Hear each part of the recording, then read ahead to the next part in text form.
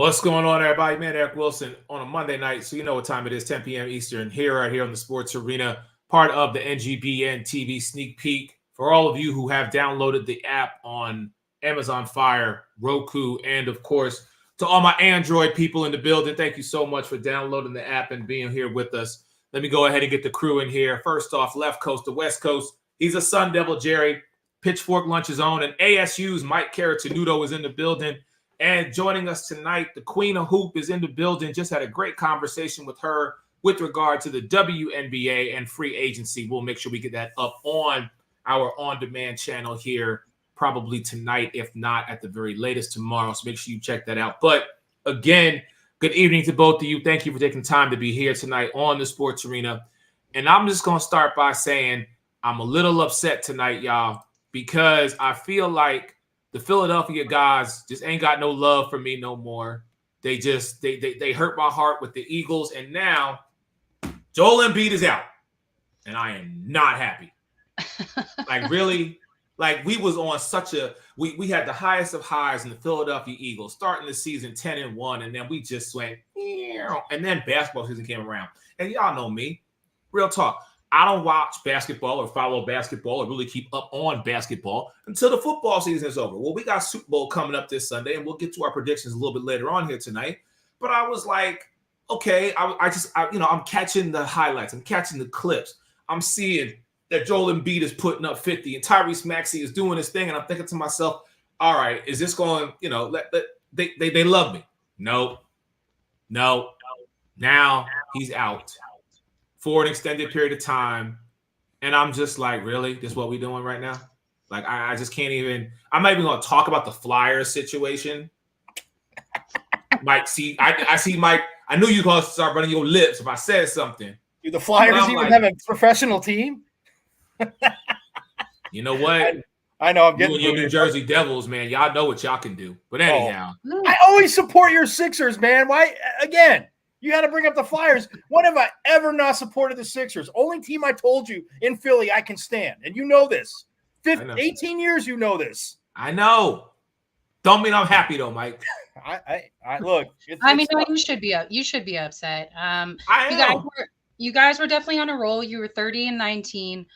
It was looking promising, even though James Harden left. It was looking promising, right? This injury is tough, and it bodes the question, are we ready to say he's injury prone?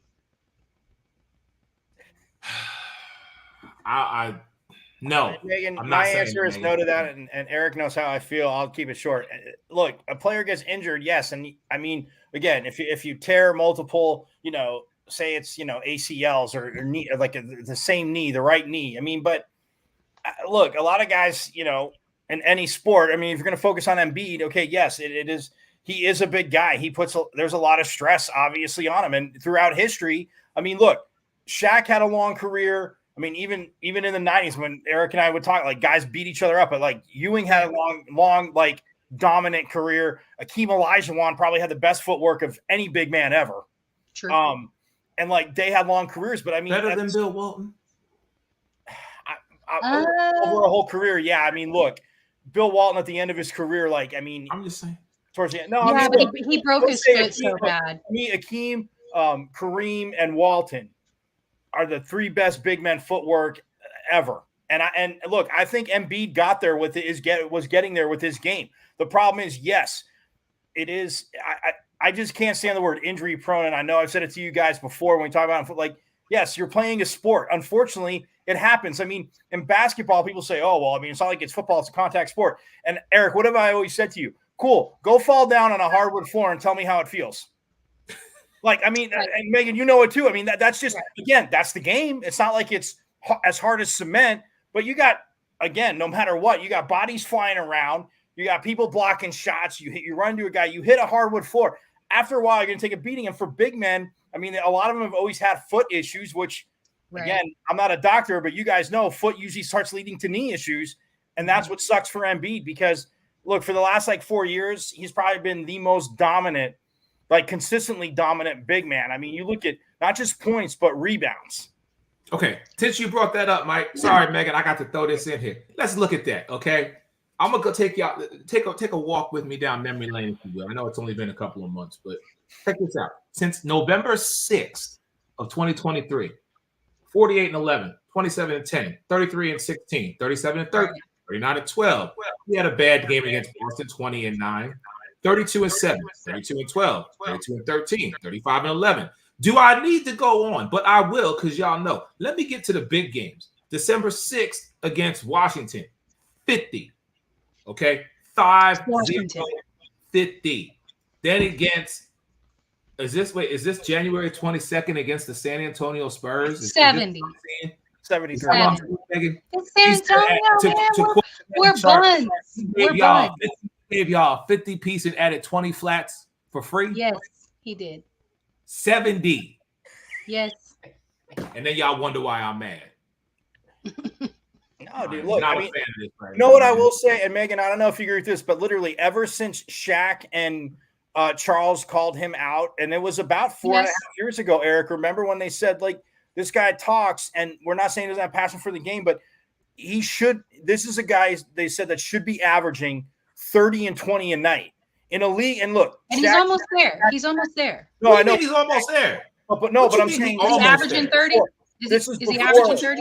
But I'm saying ever since they called him out, like then, but this is like I'm just saying 4 years ago when they called him out and said, look, yes, if he stays healthy, this is a dude that can average 30 and 20. And they stopped short of saying because defense is getting softer. Not because of that. He's just that dominant and can shoot from anywhere, which is insane. In the 34 games he has played this season, he's averaging 35, 11, 5. Yep. Wow. Abbas was 35, 11, and 6. 6 and assists. Okay. So the positive is that it's a meniscus tear, y'all. So you could see him come playoff times, but are y'all gonna make it there without him? Because you're sitting at number 5 right now. You've got the Pacers right below you. They're 2 games behind you. The Magic at number 7. They are 2.5 games behind y'all, and then the Heat, they are 3.5 games behind y'all at number 8. And then the Bulls who have had a resurgence. If you're not watching Kobe White right now, you're not watching the NBA. I'm watching Orlando Magic. I'm watching them. I'm telling you, at 27 and 23, I'm watching Orlando right now. And hey, Eric, I teased you a little bit for taking when they took Paolo Banchero. I said I think he's a good player, but man, this kid, like, his shooting was good at Duke. And in one season, I mean, again, I know you watch Orlando more than I do, but when I watch him play, man, this kid's shooting, I mean, even from last year to like his rookie year to this year, dude, this kid's amazing. Same. Do y'all do anything before the trade deadline? 3 Eastern on Thursday. That's the trade deadline. I know. That's so hard, Megan. Like, you can't ask me that right. Yeah, Megan, they need to trade to bring Forks up James Harden back because, it looks like Harden can dish the ball and assist. Now, Eric, I know you didn't say that. I'm not picking on you, but there's a lot of hate out there. A lot of hate. If you ask me right now, I'm going to say, I don't know. I don't know if we do something before the trade deadline because it's I say yes for you, Eric. So I say you bring in his backup is Paul Reed, and y'all just lost tonight to the Mavericks, who, even though they have Lively at the center, Joel's backup is Mo Bamba. You said what? Mo Bamba. Mo Bamba is his backup? Yeah. Oh, okay. Well, I mean, then you might be okay. I mean, not great, but all right. I don't know. Like, I mean, Pat Bev. Why you asking me this question right now? Because I'm okay. But Eric, no, seriously, you're GM. It's difficult to think that someone could come in and just, because like we in February right now. So right, so we got March, April, May. Why not Boogie Cousins? I would roll the dice on that. I like that, Megan. Why not Boogie? Possibly, I think Boogie. When he was Jokic's backup, you got him for a solid 15 minutes, 14 minutes, and Jokic had fresh legs. Yep. Okay. And he was dominant for those 14 minutes that he was in there. I'm not saying it wouldn't impact us in a positive. We always talk about the chemistry of a team and bringing someone in, who could be a fresh player. It's how long does it take for them to gel with the team? And in a time where the one question that is continually asked is, how much longer is Philadelphia, and not from me, from all the other media pundits out there, which y'all know what y'all can do. But everybody talks about, are they wasting away Embiid's career in Philadelphia? Could he go somewhere else and win himself a championship, if not more than one? But for whatever reason, through the Jimmy Butlers of the world, through the James Hardens of the world, through the Ben Simmons of the world, I get it. The one common denominator has been Joel Embiid. Mike, to your point, I don't feel that his injuries are that critical to where we're sitting here saying, is he just injury prone? It was like saying back in the day, switching gears to football for a moment, it was like, we know Aaron Rodgers is going to throw at least 2 interceptions a game.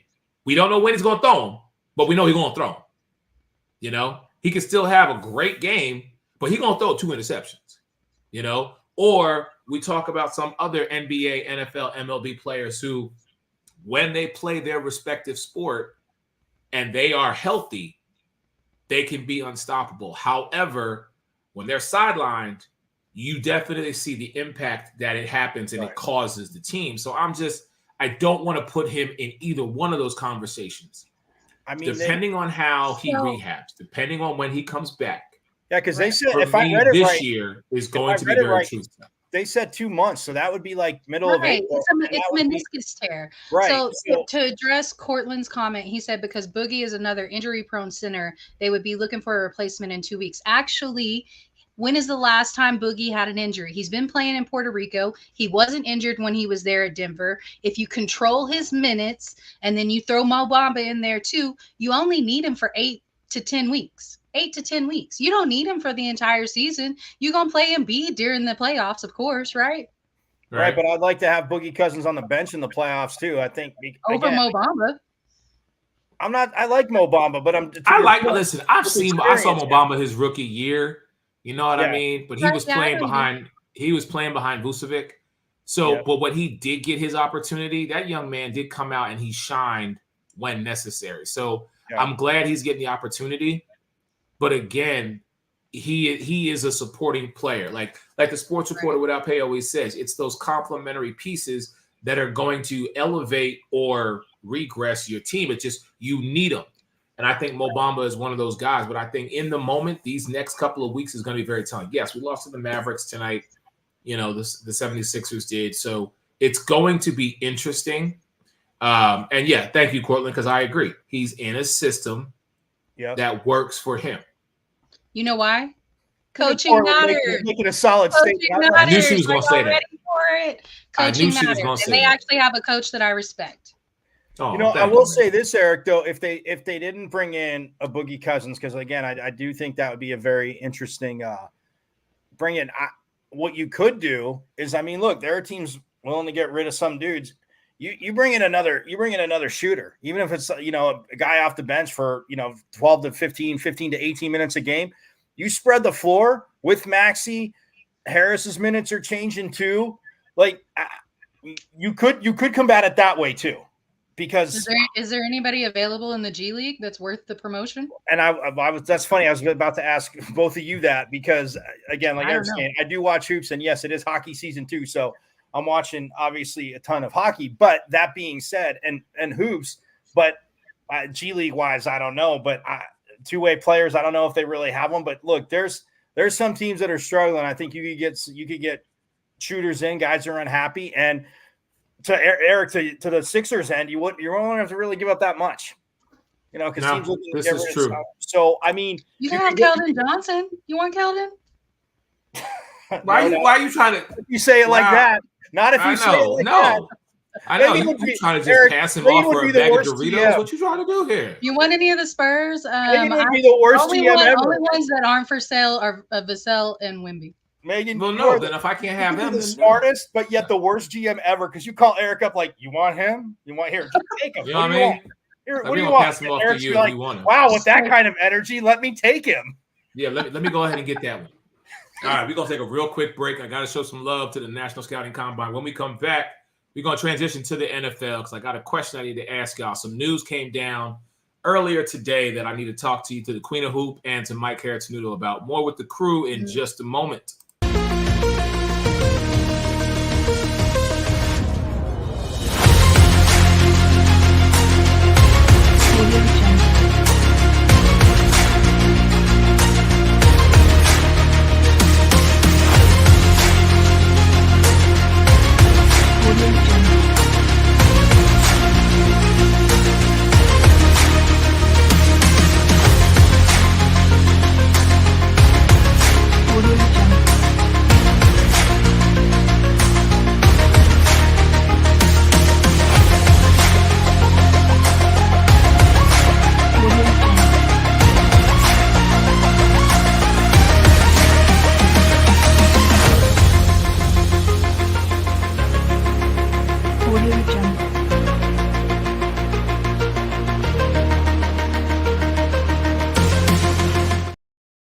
And welcome back into the sports arena. Yes, ladies and gentlemen, the National Scouting Combine is just 13 days away. These athletes are coming to the Grant Park Event Center in Indianapolis, Indiana, and they are going to be showing up and showing out, getting the real-time results, getting the testing, going through the 40. Myself, the Queen of Hoop, Megan Price, Mike Caratanudo. I also believe JB Ellis from the Sideline Sports Network will all be joining us in Indianapolis for this 4 to 5 day event. And we are proud to work with NGBN TV as far as giving you the broadcast of the Combine. We'll be doing 2 hours a day on Monday, Tuesday, Wednesday, and then broadcasting the entire showcase on Thursday. Let me go ahead and get the crew back in here. Queen of Hoop, Megan Price, and ASU Forks Up on Mr. Mike Caratanudo. He's the Sun Devil Jerry back in the building. So some news came down earlier today, and I wanted to get y'all's thoughts on this because it has or is going to have implications for this year's NFL draft. So, Cliff Kingsbury has been hired by the Commanders. And so now the question is, the Commanders currently hold the number 2 pick in this year's 2024 NFL draft, being held in Detroit. Is Caleb Williams going to be the guy going to Washington? What do you think? I would say yes. I mean, I think, look, and I know the question, I would say yes. And I think bringing in Kingsbury was smart for Dan Quinn. I would have loved to see him keep Eric Bieniemy, but I think that you guys both know in any sport, if a new head coach comes in, a lot of times if you keep an assistant on that was there before, it's not like the locker room some players might go to that coach instead of the head coach. You want to develop that relationship. So It's not so much on, I think, a stain on Eric Bieniemy. It just sucks that it's this late in the process and teams did, like Commissioner Goodell said, take their time, Eric. But look, Kingsbury is a quarterback whisperer. I mean, we saw what he did in college. People say Patrick Mahomes, and I got into both of you would appreciate this because especially you being in Texas, Megan. I asked people talking about Patrick Mahomes. I'm like, how many of you watched him in college besides me? Because you guys obviously watched him. Well, I live an hour and a half from Tech. Right. But my point is, so many people will talk about Mahomes like, oh, he's this, he's that, and I'm like, guys, you didn't watch him in college. Andy Reid traded up because of what they saw and what Cliff Kingsbury, how he developed his game. Yes. Did everybody see raw talent in Patrick Mahomes? I mean, it's kind of like Josh Allen at Wyoming. Dude threw the ball 80 yards in freezing conditions. Like, good luck with that, right? Mm-hmm. But Cliff Kingsbury is a quarterback coach and an offensive coordinator, I think works very well. And look, we don't steal stuff, Megan. I was flipping through the channels today and I got to PTI right when Tony Kornheiser said, just don't let him be the head coach. It's laughable, Megan, but look, some guys aren't, and it is laughable because sometimes it works out that way. And I think there's still a question mark about Dan himself. Right, like North Turner. He's a phenomenal offensive coordinator. Right. Wasn't the best as a head coach, and people are like, I don't get why it doesn't click, because it's like when you're in charge of the whole team, it is a little bit different. Even if you're calling plays, if you're calling plays on offense, like you still need to be in tuned.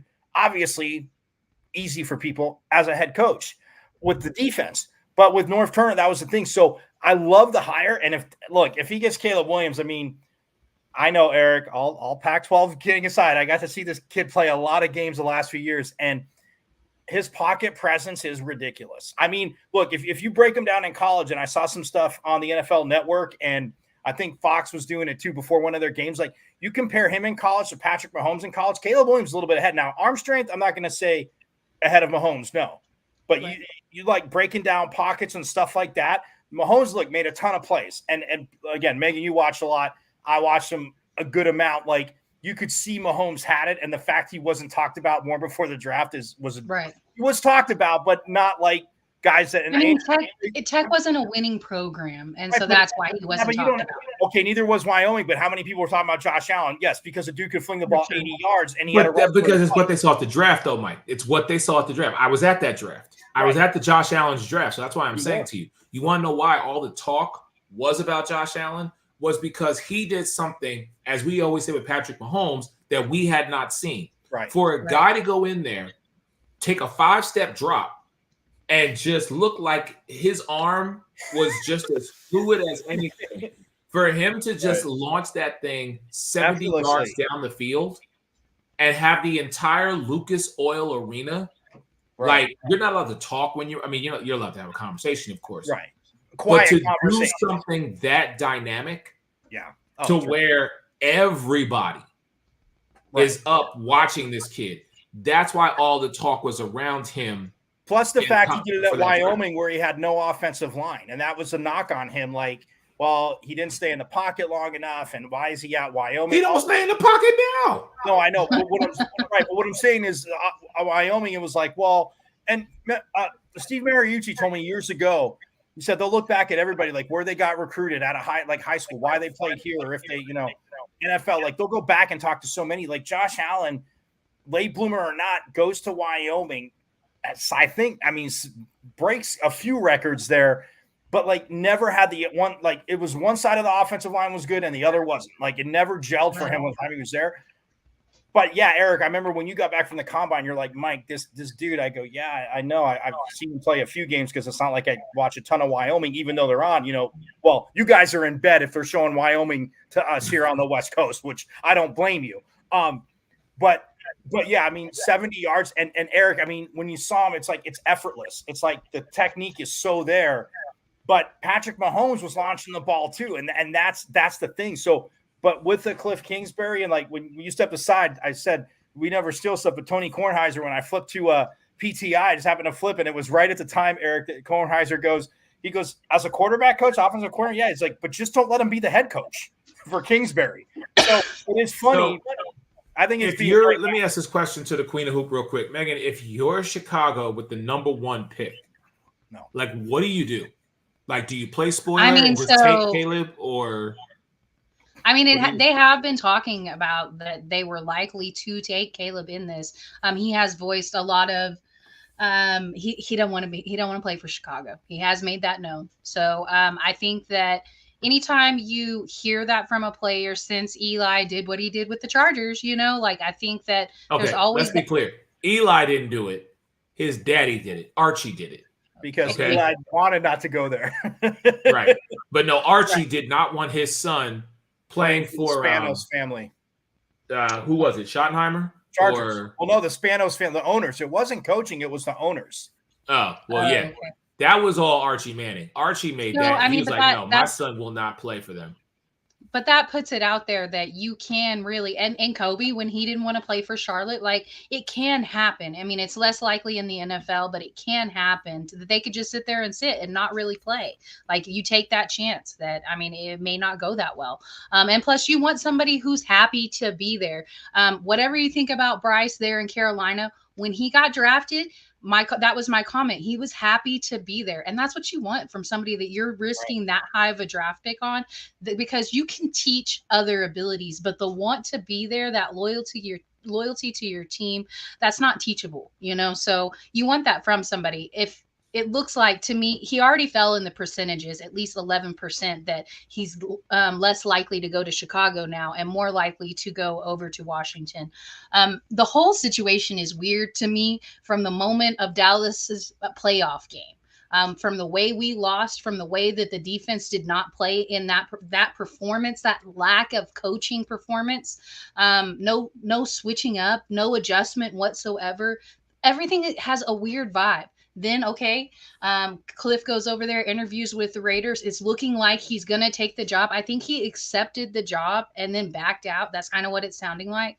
And being that Dan Quinn is the head coach over there in Washington, he pulls him over there. It's Caleb's going to be a commander for sure. But if I'm Chicago, Eric, I said this a million times, like why do you get – if Justin Fields goes somewhere else, he's going to absolutely tear it up because I'm telling you, right, look, we say there's what? 12 quarterbacks that are pretty much untouchable, like they're not going. But that's 20 other teams. I guarantee you that would be like, oh, Justin Fields is you're gonna get rid of Justin Fields. Like this kid has shown growth with again, I'm not going to use the T word, but with a very bad offensive line to NFL standards for the last 2 years.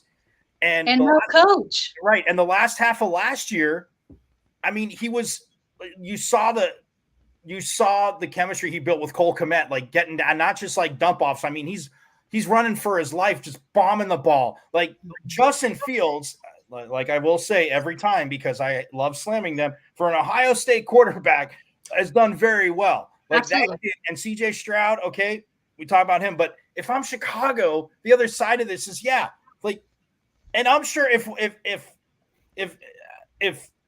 Caleb Williams doesn't want to go there, I can't stand when players do it. I mean, all the way back to when John Elway was like, I'm going to go play baseball, which he could have because his arm was, lightning God from like a lightning bolt down from God, which was insane with Elway. But if I'm Caleb Williams, I mean, yeah, that obviously it is a great fit. You understand like what Kingsbury can do. And like I said, I think he could have grown equally as well as we saw Mahomes do with Bieniemy. But I just think, again, in Washington you get a new owner and everything, it's like, I think it's just, unfortunately, Bieniemy got caught there. But I mean, as much as we both despise this team, Eric, I don't want to see it because I think it definitely could turn them around. I'm happy they traded away their two best defensive linemen, so that'll be interesting. Yeah, that's why I'm saying it's not. I mean, listen, offensively, they will be better, but defensively, and Caleb doesn't start right away. They go ahead and play have him start. Really? I don't think so. I don't think Caleb starts immediately. It's not going to take a whole season, but I think the first few games they start Hal. No, I think you treat him like Anthony Richardson. If he's the number 2 draft pick, he's starting. He's not the athlete that Anthony. I mean, he's not a bad athlete. He's not the runner that Anthony Richardson is, and I think I think arm strength, they're both right there. But I think the Colts would treat him like Anthony Richardson. The Washington would, just like the Colts did with that, Megan. I see what you're saying, but there's no way. You can't have a new coach.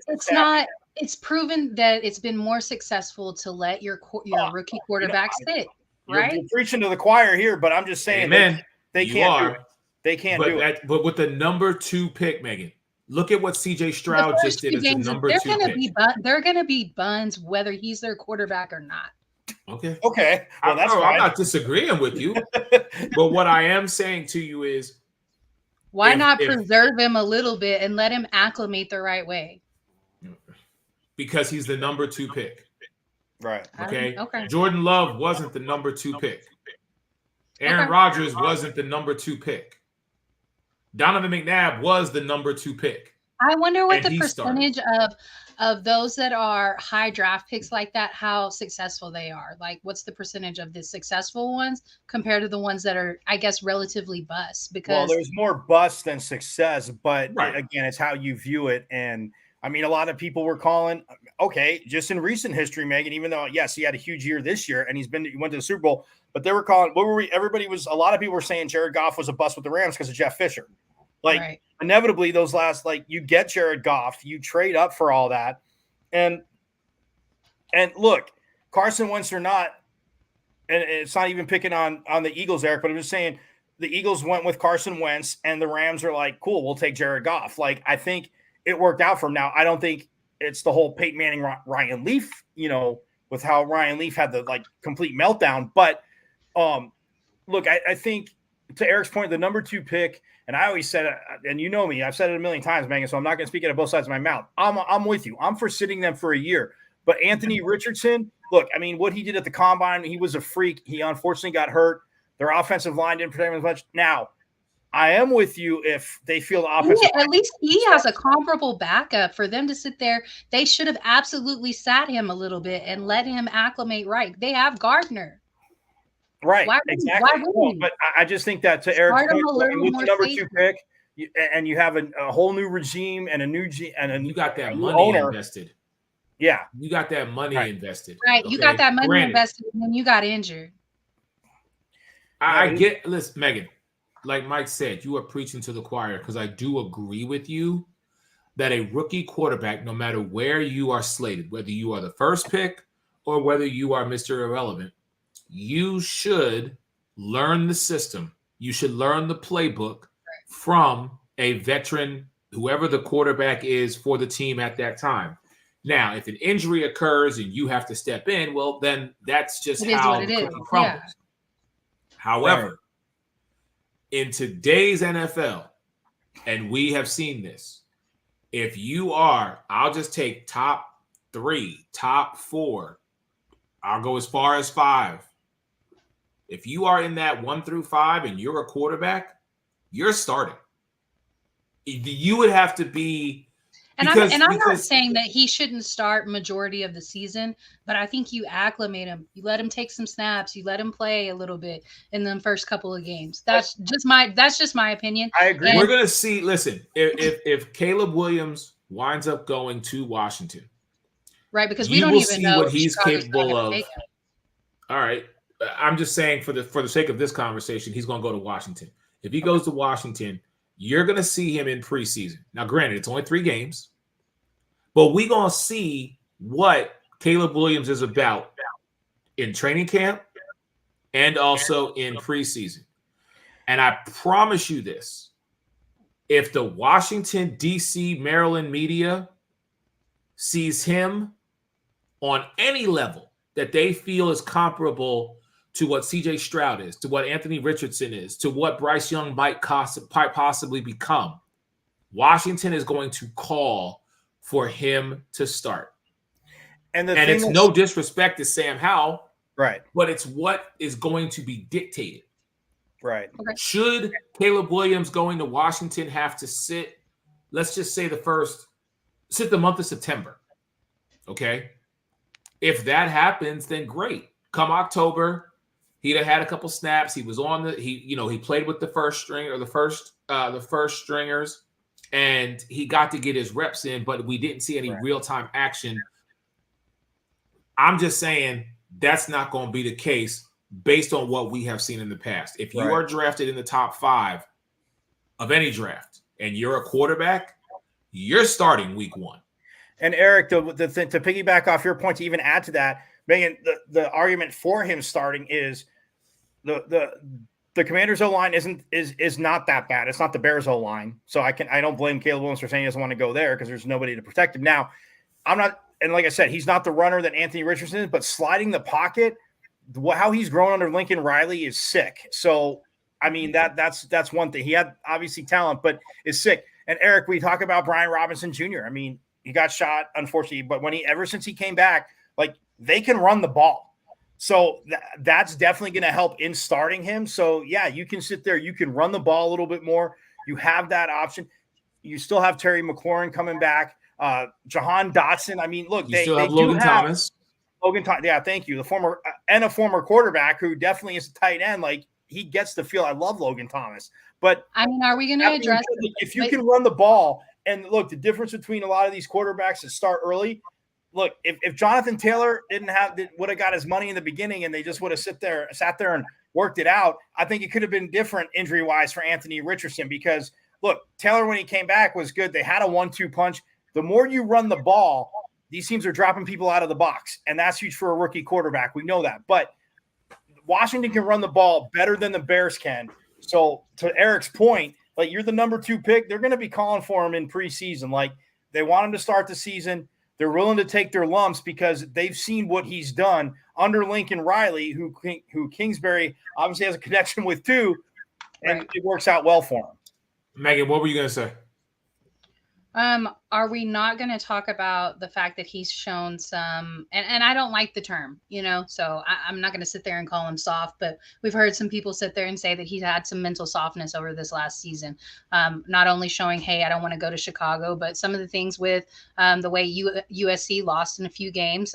So there was some question about where his mentality is. Is he tough enough to be in that position? So, I mean, are we going to leave that out?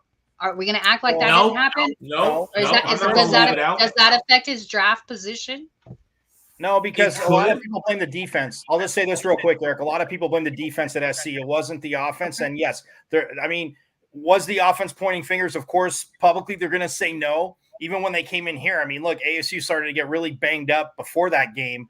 And ASU gave them issues for 3.5 quarters before they pulled away. Now, yes, they did lose to a better Oregon team. They had a which Oregon was a good team. Yeah, they had a hold on against Colorado, but it's not so much he's soft. I think a lot of I don't know if he did, so if you hit me up on Twitter and you yell at me, I'm not saying this, but I don't know if he was a leader, but there were quite a few players on the offense by the middle of the season that are pointing the fingers at the defense. And whether you want to blame Lincoln Riley for who he brought in, how they played defense, like they blame the defense because their defense from the second half of last year had improved, and then they just stayed the same and then digressed like the last third of the season for SC.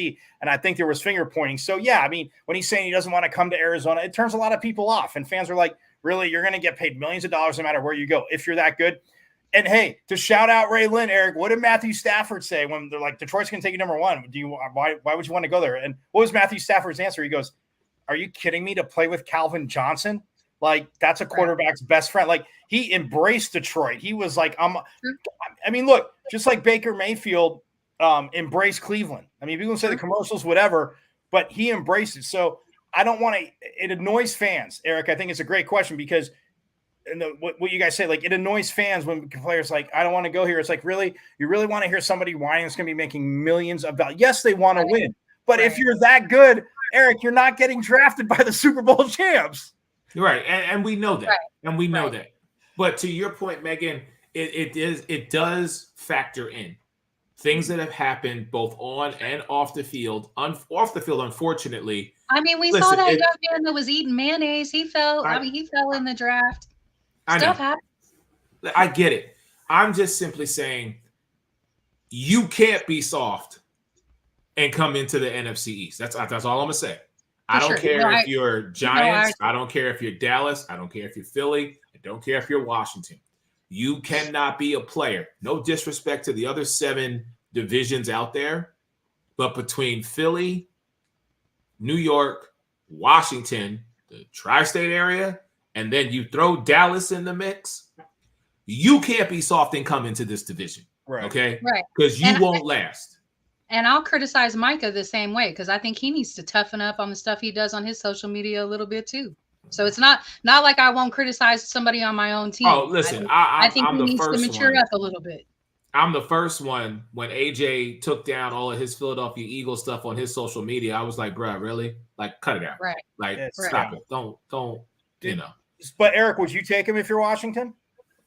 Would I take Caleb Williams? Yeah. Yes, I would. Yeah. Of course I would. Would you take him if you're Chicago? No. Yep. Just to stick it to Washington. But I mean, that's not their rival or anything. No, it don't matter. I got the number 1 draft pick. You want this kid. I want draft stock. I want money. Oh, no. If you really want this dude, listen, if you really want this dude, it's like Ted DiBiase. Everybody's got a price. And everybody gonna pay. Oh, wow. Because the $1 million man always gets his way. That's what I'm saying. We're going to take a break. When we come back, we are going to talk Super Bowl. We'll be back in just a moment. You're watching the Sports Arena on all of our social media, plus on the NGBN TV Sneak Peek. We'll be back. Connecting your brain and body with interactive games and tests. Why is there no physical activity in today's health physical? Trazer is an holistic technology used to rehabilitate prevent falls, and improve sport performance.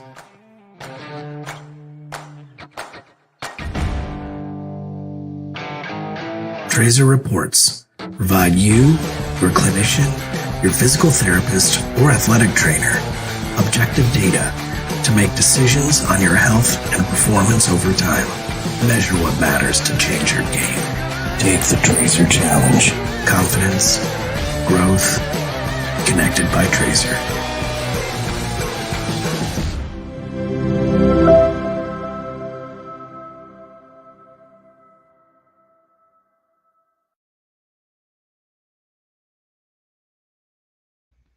Welcome back into the Sports Radio. Man, Eric Wilson on a Monday night. Before we get to our Super Bowl picks, I just want to take a moment and say, for those of you who have not yet downloaded the NGBN TV app, you can do so right there as you see on your screen. Roku TV, Amazon Fire TV, and also Android TV and Android devices, coming soon to Apple and Apple TV. Part of what we do here is simply entertain, but it's more about saving the lives of men, particularly in their 40s, 50s, and 60s, who are dealing with not only mental health, but just the thought of suicide. It's very prevalent in men in 40s, 50s, and 60s. So I just want to take a moment and say, on behalf of everybody here at the Sports Arena, and I'm sure NGBN TV as well, we all need to have this community, because it's one that I feel, as someone in that age group, in that demographic, we don't talk and we need to. We don't communicate and we should. And so what this platform is, it is an outlet. It is a safe space, and it's a place where men can just be their true, genuine, authentic self. So I wanted to come on and say that before I bring back in the Queen of Hoop, Miss Megan Price, and of course my man Forks Up, Mike Carrot-Snudo. All right, y'all, 6 days away. Let's get to it. It's the Super Bowl. It is the Kansas City Chiefs, led by Patrick Mahomes, as we have donned him the greatest of a generation with regard to being a quarterback and being just a player and athlete in the NFL, versus Mr. Irrelevant, number 262, Brock Purdy, and the San Francisco 49ers, who has Christian McCaffrey, Deebo Samuel, George Kittle, and that guy from Arizona State University, Forks Up, Brandon Ayuk, baby. And we're just talking offense. We haven't even got to the defensive side of the ball. So let me ask you this question really quick, Queen. When you look at these two teams, we kind of knew that this potential matchup was going to happen. But give me your thoughts on what you feel the Super Bowl is going to be like this year. I know just regular season, this was a question where a lot of us were questioning the Chiefs. They looked a little off. Their offense looked a little off for majority of the season. Now, they did figure a few things out. They still managed to win some games. They look kind of like the Eagles there for the first 11 games, winning, but winning ugly. Sorry, I had to get one in, Eric. That's fine. NFC East. Anyway. Anyway, take it out on me, not you. He's going to take it out on me. No, I'm not. No, Why? I just had to get a little one in. But they looked tough they looked like they were struggling offensively during the regular season, but that defense never looked like they were struggling. So that is something that I feel like this matchup is definitely going to be the game of defenses, and which is crazy because you have possibly the greatest quarterback playing in this game as well. Obviously, there's a lot of implications, a lot of pressure on this performance because having that was harsh. There's a lot of pressure on Patrick. Is he going to three-peat? Is he going to be the first guy to ever three-peat? Is he going to be 2-2? Is he going to lose? Is he going to be 2-2 in Super Bowls? What does that do for his legacy? So I feel like all the pressure is on Kansas City. You've been here, you've done that, but you've struggled and this season. So I feel like all the pressure is on them. Whereas the Niners, you had Mr. Irrelevant, the last guy in the draft, and look at what you've done over there for the Niners. A team that has looked like they were better than every single other team to the position except for a quarterback, because they had struggled not having a franchise quarterback for a very long time. So he said there's no way there's pressure on KC. Yeah, no, I feel like for Patrick Mahomes, I'll say that for Patrick Mahomes, there's a lot of pressure. And just my opinion, guys. So I think the Niners they're kind of playing like with house money because they still have that person that was taken last in the draft. Because you can still come back and say, hey, if this is a bad performance and it doesn't go great for Brock, you can sit there and say, hey, we're still looking for a quarterback. They don't have that ability to say that over there in Kansas City. So, I mean, if they don't follow through, what does that do for their legacy over there? So, just my opinion on it. Interesting. Couple of things, Mike, before I let you go. Jamar, I understand where you're coming from. No pressure on Kansas City. Yeah, because they've been there before. So for them, it's just another day. But with the Niners, what I'm going to say is the Niners are playing with a huge chip on their shoulder because they feel like if Brock wasn't taken out last year by Philadelphia, that Brock and the San Francisco 49ers would be on their way back. And really quick, I got to shout out this man here. So I'm going to take a moment. I'm going to tell y'all a short story, and we're going to get back to Mike's prediction here. But during the holiday season, I had connected with this man here, Bashir, and he blessed me with a phenomenal gift.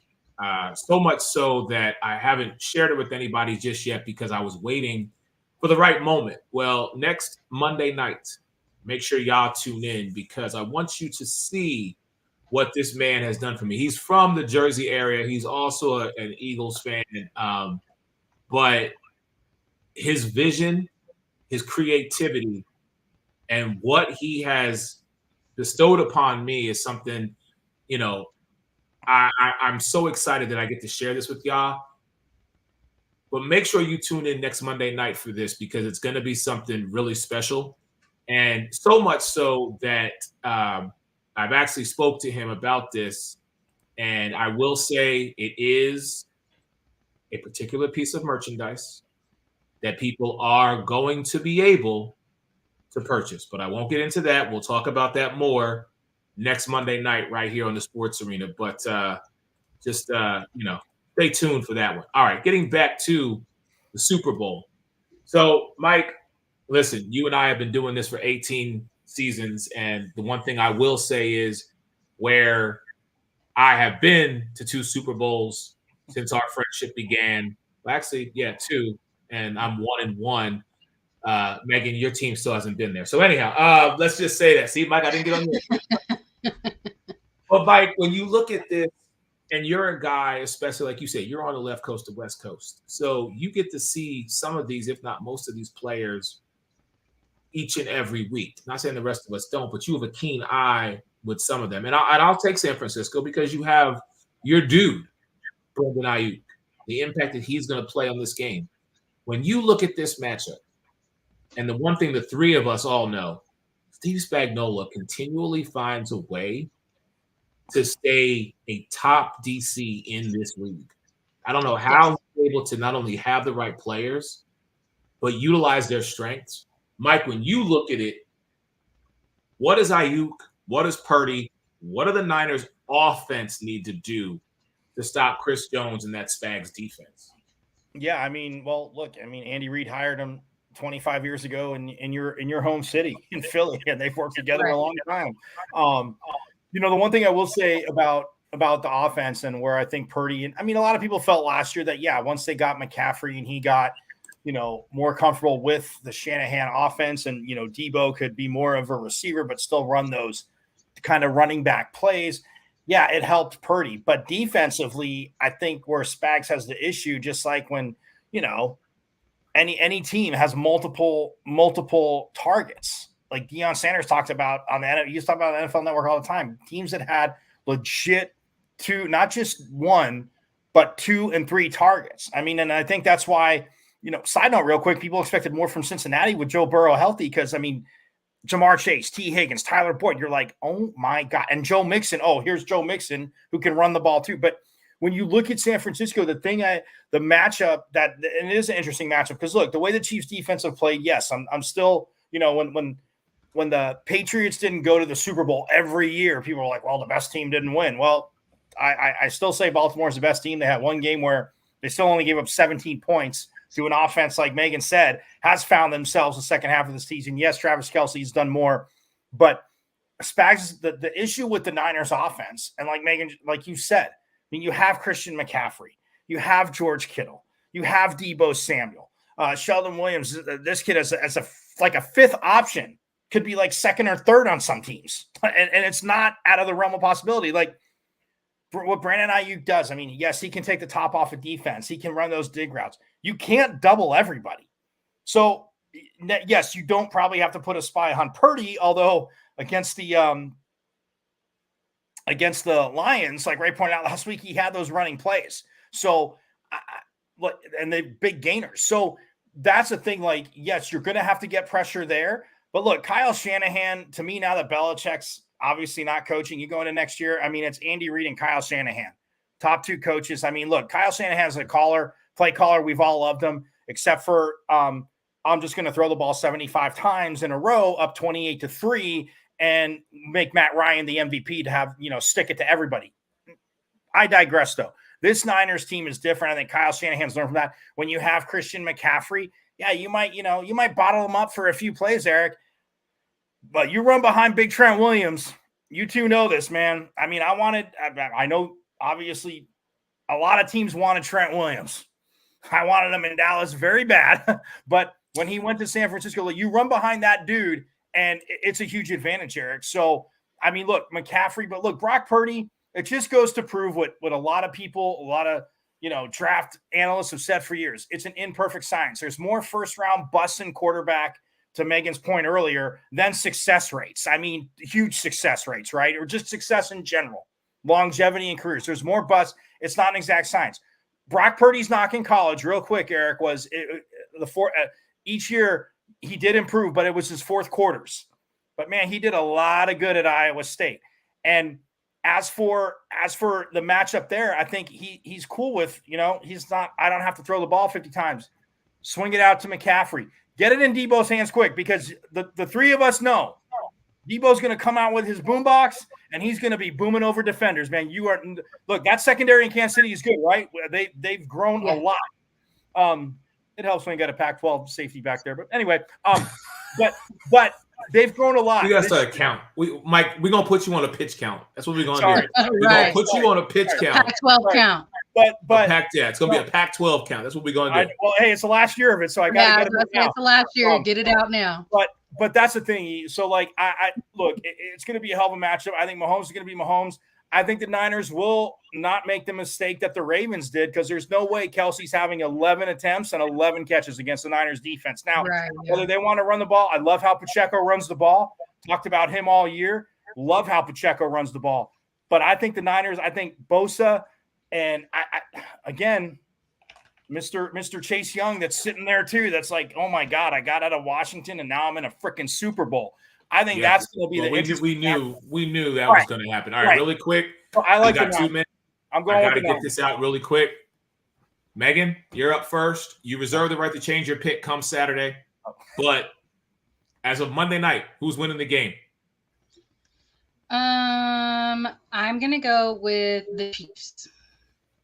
Okay. 24-21. I think it's going to be a really close game.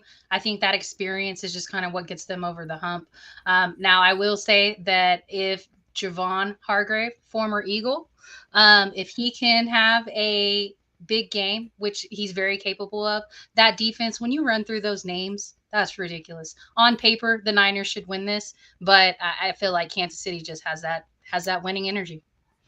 Mike, who's winning? Oh man, I'm taking the Niners, but unlike Megan, I'm going 37-31 Niners. I think Christian McCaffrey wins MVP. And before we get out of here, Eric, I got to rip on Fox because they put out the colleges of everybody on the Niners, and you know the mascot they forgot? Forks Up. They forgot Ayuk's mascot. I'm sorry, Fox. You owe Mike Caratanudo and all of Arizona State University an apology. Thank you. Okay? You do. All right. Listen, when I look at this matchup before we get out of here tonight, and again, thank you to Mike. Thank you to the Queen of Hoop, Megan Price, for joining me here tonight. It's very difficult to go against Patrick Mahomes when his basement, since he started, has been the AFC Championship game. But Megan brought up a good point. How he defines his legacy will be the determining factor of this Super Bowl. You are now in your 4th Super Bowl. You are 2-1. If you go 3-1, the conversation then needs to be asked, are you in that upper echelon of greatest of all time? Greatest of a generation, yes, but not greatest of all time yet. So I'm going to say the Chiefs, but I'm going to say it's a repeat of last year's score, 38-35. And Marquez Valdez-Scantling is your dark horse. He's not going to win MVP, but he is your dark horse, much like he was in the AFC Championship game when Patrick needed to find somebody. He caught the doggone ball. Ladies and gentlemen, thank you for joining us here tonight on the Sports Arena, part of the NGBN TV network. For Mike Caratanudo, for Megan Price, for the Sports Reporter without pay, Ray Lynn, and the rest of the crew, much love to everybody. We will see y'all next Monday night, and we'll have a brand new Super Bowl champion, or it might be a repeat. But until then, everybody stay blessed. We will talk to you then. Peace.